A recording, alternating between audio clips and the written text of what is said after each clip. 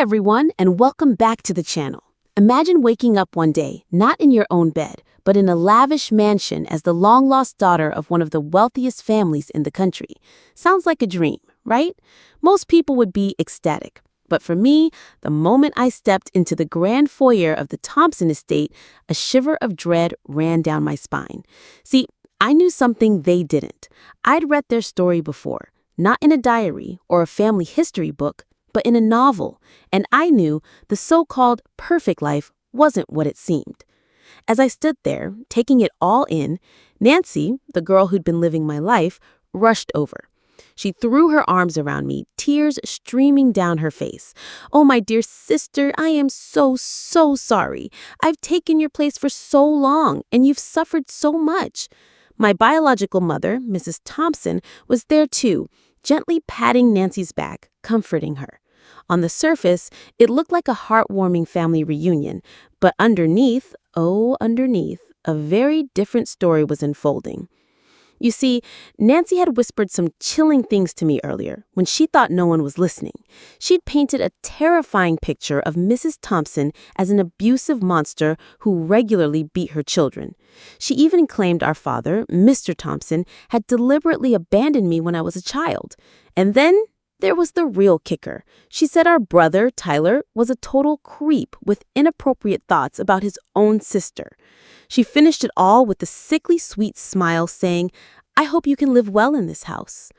Now, to anyone else, this would be a horrifying revelation. My face probably even showed a decent imitation of shock. But inside, I was practically cackling because Nancy had no idea that I, not the original protagonist of this novel, was now inhabiting this body. And if I hadn't read her playbook, I might have fallen for her act. In the original story, Nancy meticulously poisoned the relationships between the protagonist and her birth family, turning them against her. The parents doted on Nancy, the fake daughter, while cold-shouldering the real one, believing she was uncultured. Tyler, the brother, resented her, fearing she'd steal Nancy's place. It got so bad that when Nancy hired a criminal to assault the protagonist, no one lifted a finger to help her. The original tale ended with Nancy seducing Tyler and then even climbing into her father's bed, taking over the family fortune and living happily ever after. But not anymore, not on my watch. So, as Nancy was putting on this grand performance, Mrs. Thompson was gently patting her arm. And in my head, a thought popped up. This lady, Nancy, says mother is abusive. She beats her children. Am I going to get beaten too? I watched Mrs. Thompson's hand pause, just for a moment, as if she'd heard me. Nancy, oblivious, just kept smiling. And that's when I knew. They could all hear my thoughts. All of them. But they didn't know others could hear them too. This was going to be interesting. Nancy, still caught up in her manipulative charade, linked arms with me. "Sister," she chirped, "Mother prepared your room so meticulously. It's filled with the best things." I followed her, pretending to be a timid country girl. As we walked into my new room, Tyler, my supposed brother, stepped in front of Nancy, shielding her. "Everything in this house belongs to Nancy," he said, his voice cold. "Don't think that just because you're back, you can take anything from her." I bobbed my head, looking meek, but in my head, I was thinking, is this the brother Nancy said only lasts a minute? What does 1 minute even mean? Oh, maybe I shouldn't ask. Nancy had also said he was disgusting and had bad intentions towards her sister. The more I feigned fear of the Thompson family, the brighter Nancy's smile became. She leaned into Tyler, calling him brother affectionately, completely missing the look of utter disbelief on his face. Later, at dinner, Mr. Thompson arrived home. Nancy, true to form, rushed to him, helping him with his tie and jacket, her body casually brushing against his arm. In my head, I thought, wow, Nancy and Dad are really close. But this close? And they're not even biological father and daughter? That's a bit much, isn't it? Both Nancy and Mr. Thompson froze. Nancy's ears turned a little red, and she glared at me. Mr. Thompson cleared his throat and suddenly widened the distance between them. Neither of them noticed Mrs. Thompson standing nearby, her face as dark as thunder. I, still pretending ignorance, nervously greeted Mr. Thompson. He barely acknowledged me, just a perfunctory nod, before sitting down at the table. After dinner, Nancy brought out a foot basin, ready to wash Mr. Thompson's feet, a daily ritual she performed to showcase her filial piety. Mr. Thompson leaned back, eyes closed, a look of pure enjoyment on his face. Mrs. Thompson, carrying a plate of fruit, had quietly positioned herself behind Nancy. Just then, Nancy's hand slowly moved towards Mr. Thompson's thigh. In my mind, I mumbled, Nancy's eyes when she looks at Dad are so lustful. Did she learn that from Mother? But she doesn't have Mother's charm. Her bangs are a bit messy. If she trimmed them a bit, she'd surpass Mother. Nancy's hand froze, and her other hand instinctively reached up to adjust her bangs. Nancy, what are you doing? Mrs. Thompson's furious yell shattered the silence. Nancy's hands trembled, and Mr. Thompson nearly jumped out of his skin. Mrs. Thompson stormed over, slamming the fruit plate onto the table. What were you just doing? Where were your hands going? Nancy stammered, tears welling up. Mr. Thompson quickly intervened. Honey, why are you yelling? You're scaring the child. She helps both of us with our feet every day. Nancy sniffled. Dad worked hard all day. His feet hurt. I was just massaging them. Mrs. Thompson, who had raised Nancy, still had a soft spot for her. Her voice softened slightly, but the scene she'd witnessed still bothered her. From now on, you don't need to wash our feet. Spend your time studying. Exams are coming up. Nancy nodded, obediently, but her clenched fist behind her back betrayed her true feelings. The Thompson family was incredibly wealthy, but my room, the so-called real daughter's room, was just a refurbished guest room. As I was getting ready for a shower, Mrs. Thompson knocked. She wanted to help me bathe. In the original novel, this was the only chance the real protagonist had to connect with her mother after coming home. But because Nancy had planted the idea that Mrs. Thompson was abusive, the protagonist was scared and refused. Mrs. Thompson, merely trying to be kind, then left, and their relationship grew distant. But I wasn't the original protagonist. When Mrs. Thompson asked if I needed help scrubbing my back, I immediately said yes. She seemed surprised, then quickly found a loofah. I, without hesitation, pulled off my clothes, revealing a body covered in scars. Mrs. Thompson froze.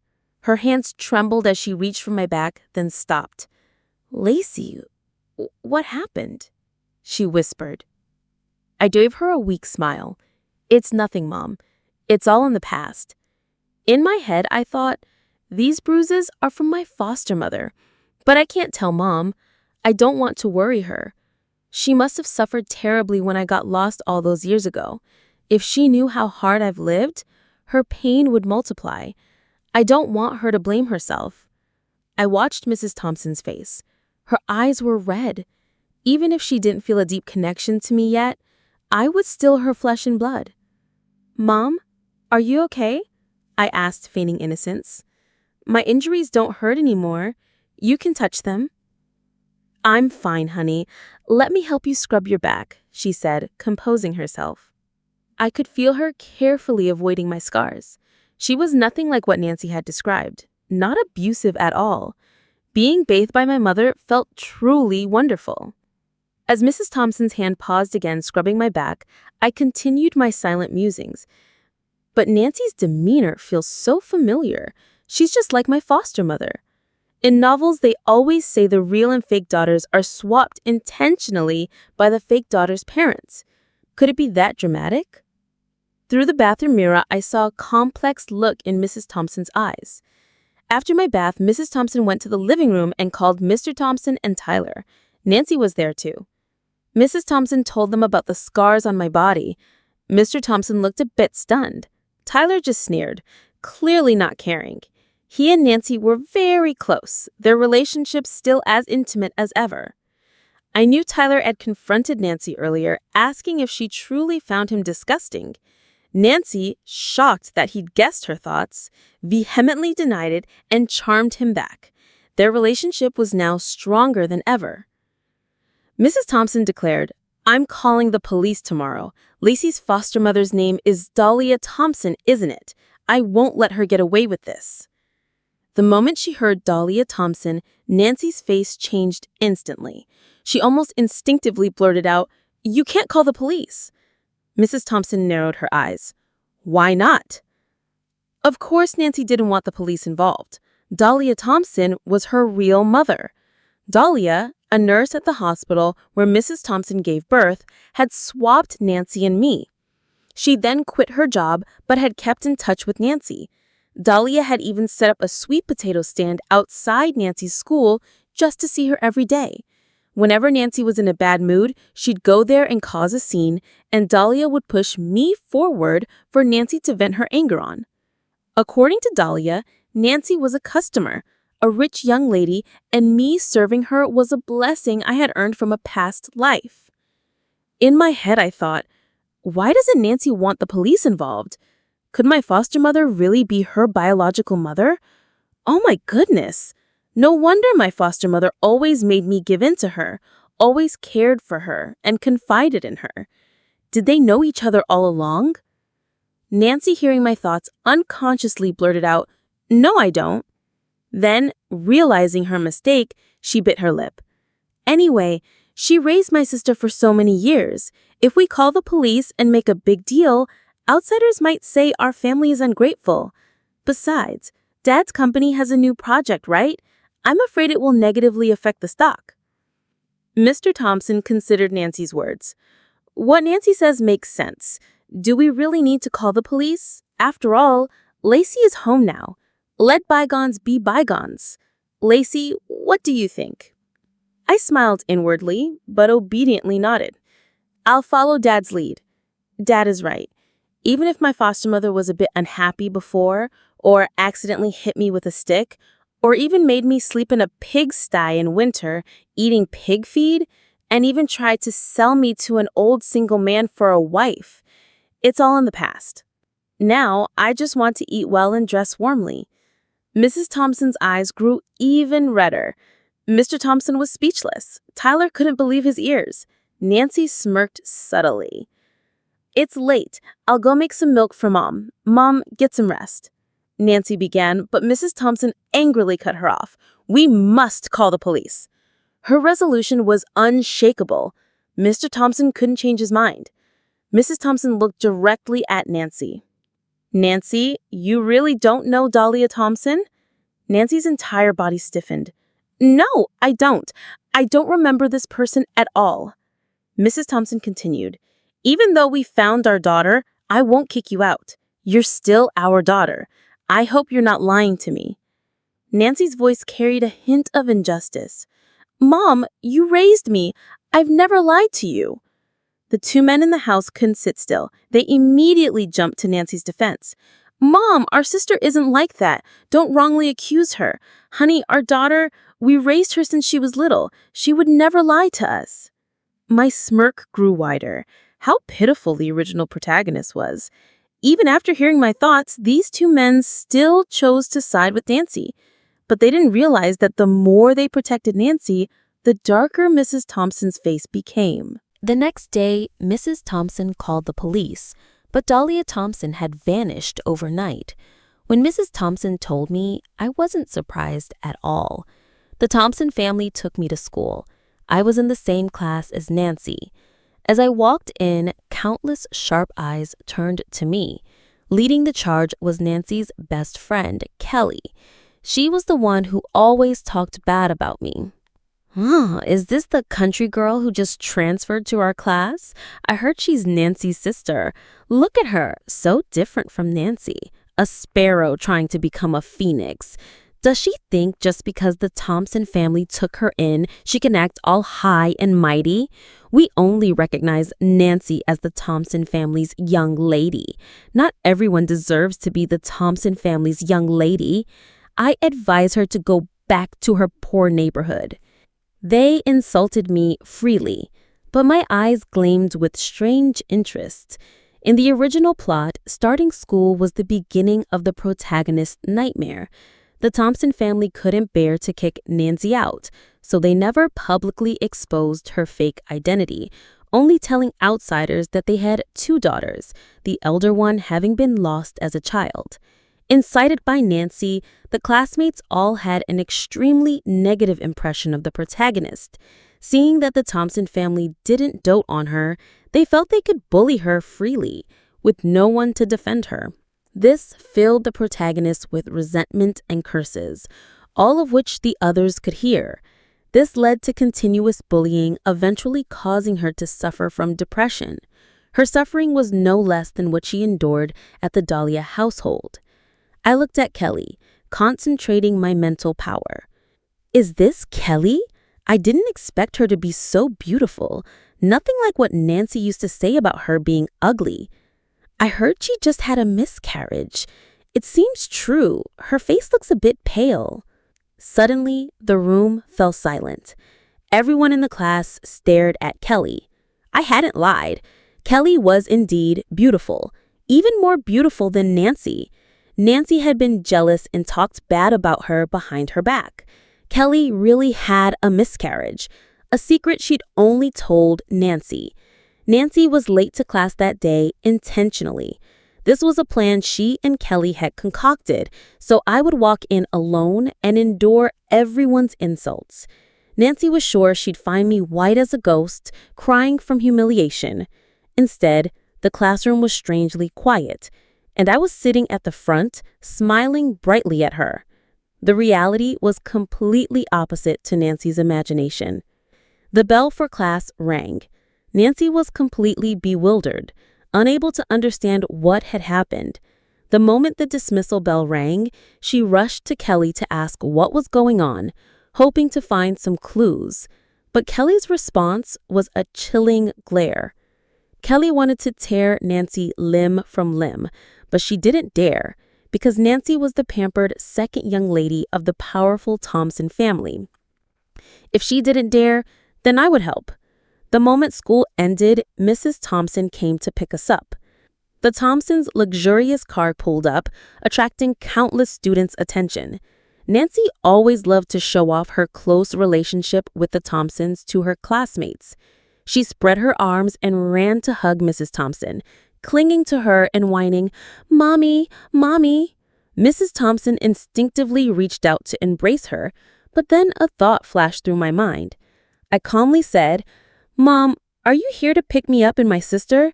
Nancy just said she didn't want you to pick her up. She wanted Dad and brother to come." Hearing this, Mrs. Thompson froze. Nancy was stunned. She hadn't said those words to me, but they were exactly what she had been thinking. Before Nancy could explain, Mrs. Thompson pushed her away. Mrs. Thompson looked at Nancy with a cold, scolding expression. "You're this old and you're still talking like that? This is the school gate. Don't hug like that. What will people think? They'll think the Thompson family doesn't know how to raise their children." Then Mrs. Thompson gave me a gentle, loving smile and waved. "Lacey, come here. Let's go home." I nodded obediently and quickly followed Mrs. Thompson into the car. This scene was witnessed by Kelly, who was standing nearby, watching everything. A flicker of doubt and contemplation crossed her eyes. The next day, I arrived at school earlier than Nancy. I glanced at the girl curled up sleeping in the corner of the classroom, Valerie. She was the school's notorious queen bee. I heard her parents were rich newcomers from overseas, with a prominent background no less influential than the Thompsons. Valerie was someone even Nancy didn't dare to provoke. But to torment the original protagonist, Nancy had deliberately spread rumors that the protagonist liked her boyfriend and even expressed her feelings to him, causing Valerie and her gang to brutally beat the protagonist. In reality, it was Nancy who was infatuated with Valerie's boyfriend, a foreign prince. Nancy had often gushed to the original protagonist about how handsome Valerie's boyfriend was and how she longed to become his princess. I chuckled, a complicated expression on my face, and began to transmit into Valerie's mind. "Today, I saw a handsome foreign guy near the school. He has blue eyes. I think he's Valerie's boyfriend. But today, I saw my sister give him something. It looked like a condom? She also said she was meeting him tonight. It's so confusing. Should I tell Valerie about this? I feel like my sister is being really immoral. But she's my sister, even if she's not blood-related, just adopted." In the classroom, two people became restless, Valerie and Kelly. I didn't know why they left, but Nancy didn't show up for the entire morning. It wasn't until noon when I returned to the Thompson home that I found Nancy sobbing on the sofa, her hair messy, her face bruised and injured. I heard Valerie and Kelly had dragged her into the restroom and beaten her senseless. Nancy, having been raised like a precious jewel, was now beaten so badly, which enraged Mr. Thompson and Tyler. They immediately took people to the school to confront Valerie and Kelly. Mrs. Thompson and I followed. Seeing Nancy in such a state, Mrs. Thompson was not pleased. When we arrived at the school, Valerie and Kelly's parents were also there. Kelly's parents stood to the side, silent. Valerie's parents, however, pointed at Mr. Thompson and began to scold him. "How dare you come here and confront us? Haven't you looked at how you've raised your daughter? So young and she's already learned to seduce my daughter's boyfriend? She's a vixen. If she wants a man, she should find a gigolo. Don't ruin other people's happiness." Nancy, still being shielded by Tyler, cried and retorted, "I didn't. Even if I did, I wouldn't admit it in front of Dad and brother." Tyler and Mr. Thompson couldn't bear to see Nancy cry and immediately argued back with Valerie's parents. Valerie's parents were hot-tempered and not afraid of the Thompsons. They verbally attacked everyone, making Mr. Thompson and Tyler's faces red with anger. Mr. Thompson looked at Mrs. Thompson, signaling for her to join the fight. My inner voice spoke up again. "They're defending Nancy too much. They're so angry they're about to faint, completely disregarding their image. And they want to drag Mom into this too? Do they only care about Nancy and not Mom?" Anyway, Valerie's parents looked pretty scary. What if they actually fight and Mom gets hurt? Besides, those three are always hugging each other so tightly. Is that really normal? Mrs. Thompson was about to step forward, but hearing my thoughts, she stopped. She said in a deep voice, "If Nancy did something wrong, she should apologize. She's so young and already causing such a huge mess. It's truly a disgrace to the Thompson family." Valerie's parents nodded in agreement. We didn't expect someone in the Thompson family to be so sensible. "Honey," Mr. Thompson stared at Mrs. Thompson disbelievingly. A flash of hatred crossed Nancy's eyes. Tyler blamed his mother for not protecting Nancy, which enraged Mrs. Thompson. She slapped both of them. I sighed inwardly. It seemed that in Dad and Tyler's hearts, Mom was less important than Nancy. Everyone has jealousy, and Mrs. Thompson was no exception. Her husband and son vehemently defending their adopted daughter while criticizing her made Mrs. Thompson feel incredibly unfair. Back home, she bluntly declared that she no longer wanted to raise Nancy. "No, no way!" Mr. Thompson and Tyler vehemently protested. "Mom, Nancy is our sister. She grew up in our house. How can you just say you're kicking her out? Honey, aren't you too cruel? Nancy is the daughter we raised since she was little." Seeing her husband and son protect Nancy so fiercely, the anger in Mrs. Thompson's eyes burned even brighter. "She tried to seduce someone else's boyfriend. I don't have a daughter like that." Mrs. Thompson pulled me close. "Lacey is my real daughter." Nancy cried bitterly. Mr. Thompson and Tyler rushed to comfort her, simultaneously accusing Mrs. Thompson of being too cruel. Tyler even shouted that if Mrs. Thompson kicked Nancy out, he would go with her. This utterly shattered Mrs. Thompson's heart, almost making her faint from rage. In the end, Nancy did not have to leave the Thompson home, but she realized that Mrs. Thompson would no longer tolerate her.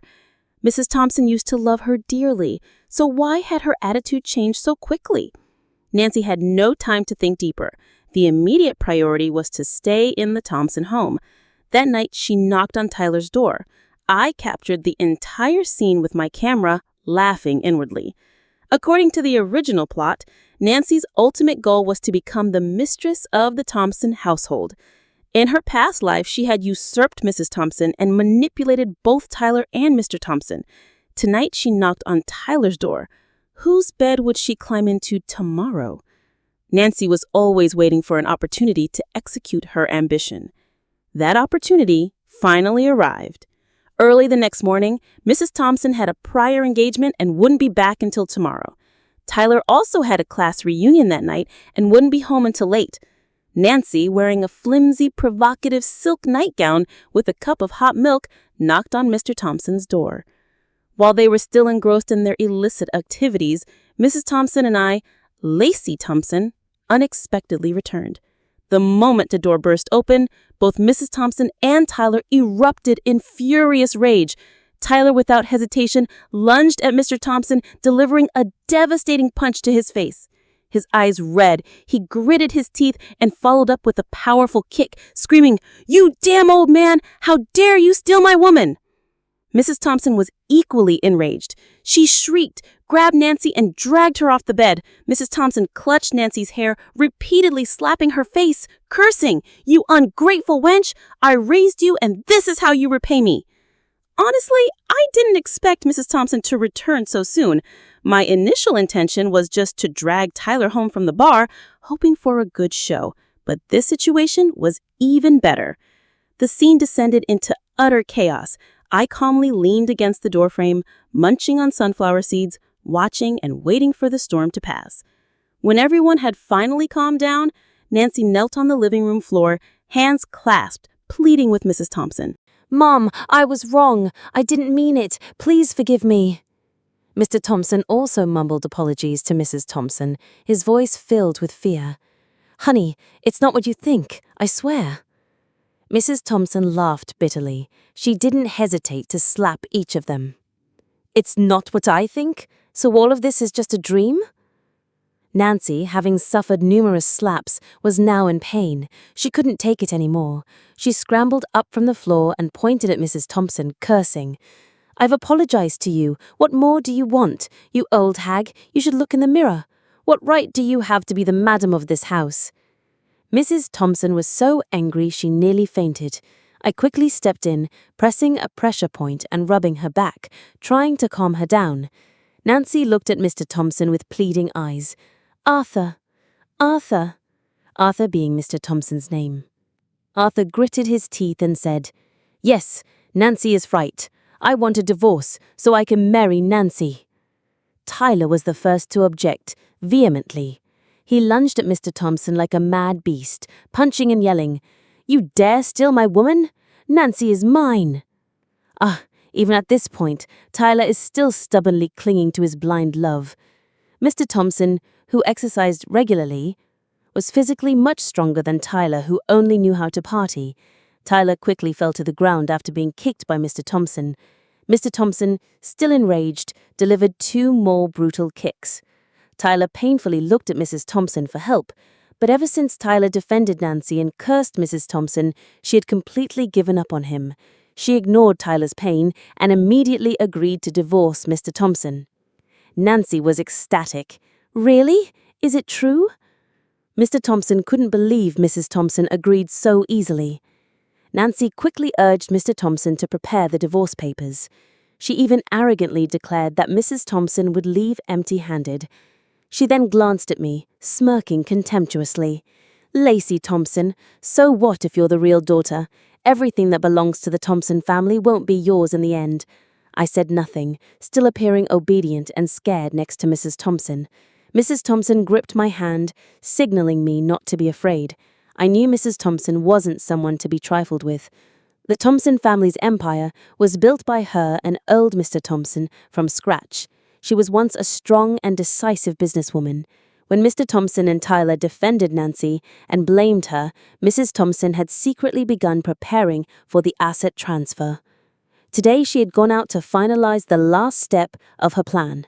The one who would truly leave empty-handed was Mr. Thompson. Mr. Thompson and Nancy couldn't believe it. Mr. Thompson angrily tore up the divorce papers, then knelt, pleading with Mrs. Thompson, his voice pathetic. "Honey, it's all my fault. Can you forgive me? I love you. It was all that slut Nancy who seduced me. I just made a mistake that any man could make, just this once. Can you forgive me?" Standing next to them, I almost vomited my earlier meal. Nancy, seeing the situation was dire, quickly grabbed Tyler's hand, seeking salvation. She cried out to Mrs. Thompson, "Mum, he and I really love each other. Please let us be together." Her attitude changed so quickly I almost applauded her masterful performance. Tyler's eyes, however, lit up. He hugged Nancy tightly and asked, smitten, "Nancy, you only love me, right?" Nancy nodded vigorously, sweet words pouring from her mouth. "Arthur can't even compare to you." I thought to myself, it's truly incredible. Transmigrating has shown me that there are countless strange creatures in this world. Tyler took Nancy's hand and stood before Mrs. Thompson, pleading, "Mom, I want to marry Nancy. Please arrange our wedding." Mrs. Thompson laughed contemptuously. She coldly ordered her guards to drag the two idiots, Tyler and Nancy, out of the house. Even though Mr. Thompson didn't want to sign the divorce papers, he was forced to. But after being forced to sign, he still stubbornly stayed in the house. Mrs. Thompson angrily ordered her people to throw Mr. Thompson and all his belongings out onto the street. Once the house became quiet again, Mrs. Thompson hugged me, crying bitterly. "Lacey, now I only have you." I looked down at her, emotionless. Deep down, Tyler was still her biological son. After calming down, she told Tyler that if he broke up with Nancy, she would let him return to the Thompson home. Tyler and Nancy discussed it, and finally decided that Tyler would return to the Thompson home first to get money from there, while Nancy would temporarily live outside. Later, when Tyler inherited the Thompson family's assets, he would welcome Nancy back and claim her as his own. I hesitated, looking at Mrs. Thompson, wondering if I should tell her that Tyler wasn't her biological son. That year, Mom had a difficult birth, and the son born was actually stillborn. Tyler is the son of Dad's mistress. Dad secretly brought him home to raise him. No, I can't tell her anymore. Mom has suffered too much. Mrs. Thompson froze, then suddenly rushed to find someone to investigate everything. Now, all the Thompson family's assets were in Mrs. Thompson's hands. There was nothing she couldn't investigate. The investigation results perfectly matched what I already knew. Mrs. Thompson was utterly devastated. She had raised 2 children for over 20 years, only to find out neither of them was her biological child. Mrs. Thompson hugged me, weeping uncontrollably, but I felt nothing. The real Lacey Thompson was no longer here. Delilah Thompson had been found. According to Mrs. Thompson's investigation, Nancy was indeed Delilah's biological daughter, and they had recognized each other long ago. See, all it took was a little investigation for the Thompson family to find the truth. But in the original story, they all believed Nancy's lies and never investigated. Mrs. Thompson took ruthless revenge on Delilah, throwing her in prison for human trafficking. Mrs. Thompson didn't forgive Mr. Thompson either. She blacklisted him in the business world and hired someone to cripple his legs. Tyler didn't fare much better. He was repeatedly punched by Nancy. He was already emotionally weak, and his blind love for Nancy led to his downfall. After Nancy dumped him, she quickly began dating other rich young men. Tyler angrily confronted her, but was beaten senseless by Nancy's new boyfriend and ended up abandoned somewhere. And Nancy? She wasn't content with just seducing one person. She set her sights on Valerie's foreign prince boyfriend. She fantasized about becoming a prestigious princess. Nancy had some seductive tricks, and eventually she did lure the foreign prince into bed.